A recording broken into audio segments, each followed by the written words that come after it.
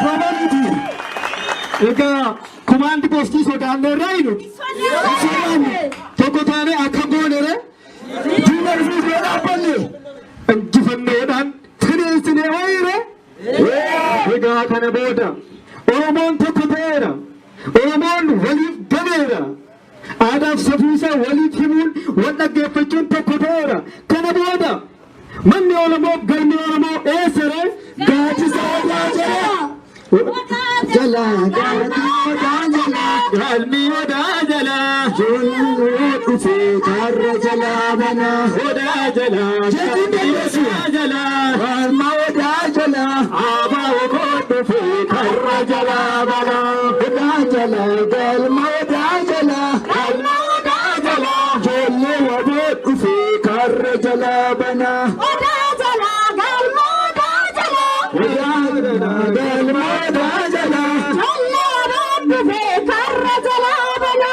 Odaa jala. Galmi odaa jala. Galma odaa jala. Joollee waboo dhufee karra jala bana. Odaa jala. Galma odaa jala. Galmi odaa jala. Joollee waboo dhufee karra jala bana. Odaa jala. Galmi odaa jala. Galma odaa jala. Abaa okoo dhufee karra jala bana. Odaa jala. Galma odaa jala. Galmi odaa jala. Joollee waboo dhufee karra jala bana. Abaa okoo dhufee karra jala bana. Joollee waboo dhufee karra jala bana.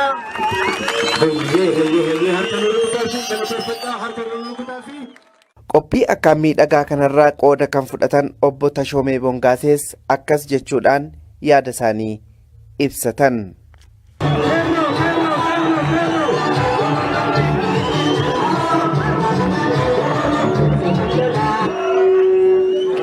Keeroo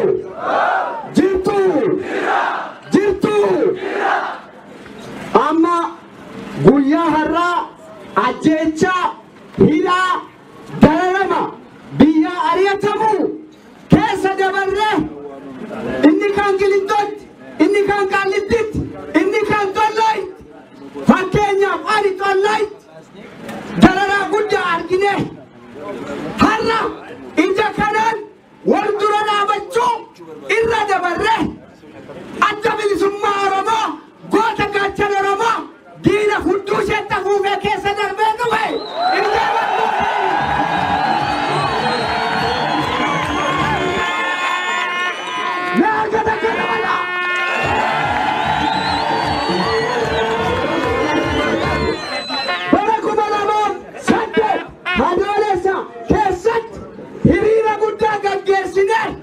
alaabaa kana uffatan jedhanii nu adamsanii alaabaan asirratti irra fannifame kun ijoolleen alaabaa qabatanii adamsamaa turani kana keessa dabarre injifannoo irratti arganne harka rukuti.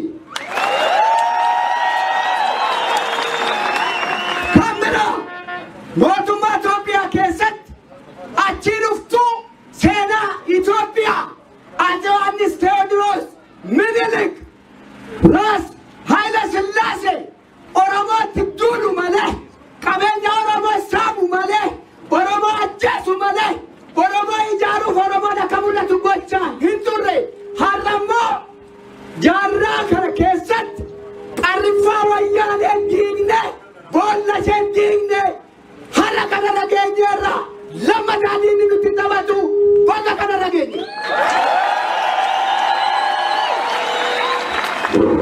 Inni kan biraa Oromoon biyya isaaf lola, Oromoon mirga isaaf lola, Oromoon qabeenya isaaf lola, Oromoon nama hin jirtu, Oromoon biyya namaa hin barbaadu, Oromoon qabeenya namaa hin barbaadu. Haqa kun nuti dhugaaf falman, abbaa biyyummaaf falman, qee namaa barbaadne miti, nama jibbine miti. Kanaa booda waan alate dhalata malee Oromoon lafa isaarratti hin garbaamu boquu isaa wal qabatee qee isaarratti lafa isaarratti geerara abbaan biyyaa Oromoodhaa diinni jalaa fudhatu.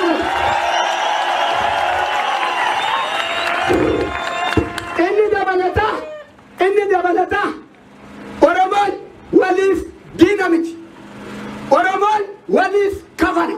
Oromoon waliif kabaja. Han Oromoo walitti naqe. Han Oromoo keessa galee diige. Han Oromoo warra kuchise.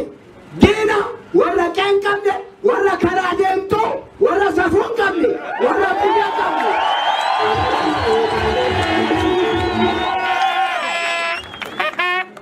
Goonni gootachaan qeerroo Oromoo irratti geerarree warra guduru Wallaggaa keessa, Wallagga lixaa keessa, Jimma keessa, Harargee bahaaf lixaa keessa akka kaafaa'otti keessa deemnee Dooktar Mararaa wajjin Baqqalaa Garbaa wajjin irratti geerarree diina naasifnee har'a kaattuu baaftee biyyatti galcheetti kakanaa booda jiru. Inni kan biraa Oromoo faarsanii ajandaa obsaa qabatanii dhaggeeffadhaa. Oromoo faarsanii ajandaa obsaa qabatanii andi agar, andi ሃይማኖት፣ andi ቋንቋ biyya kana keessatti hin hojjetu.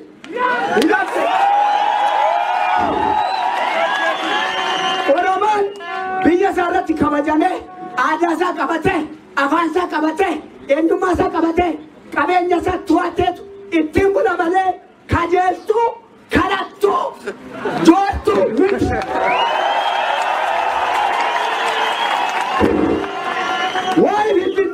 Waa'ee Finfinnee Xollaayitti nama 5,600 biratti jeneraalonni bakka jiranitti Finfinneen uuma waaqaati. Abbaan lafa ijoollee Tuulamaa, Abbichuu Nadhaa, Galaan, Bachoo, Hora, Zawuditu hospitaalii bira Finfinnee irratti hora obaafachaa ture. Galtuun karaa deemtuun qeen qabne qeerra nama buqqaasuun hin dandeessu. Finfinneen kan eenyuuti? Akka uumama waaqayyootti, akka waaqni lafa dhuumetti kan Oromooti shakkiin qabu nama nuu kenna miti. Nama nuu kenna miti. Dhaggeeffadhaa. Nama kadhanna miti. Nama nuu kenna miti. Lafa keenya, biyya keenya Oromoon Minilikitti galee buqqaas. Maaster pilaaniin har'a jalqabe miti. Minilik irraa jalqabe. Dhaggeeffadhaa. Oromoo buqqaasanii, ari'anii, aadaa isaa, eenyummaa isaa balleessan. Oromoo nama balleessu. Cooma nyaachisa. Itittuu obaasa. Aannan obaasa. Aannan Oromoo ganii guddataniitu Oromootti diina ta'a.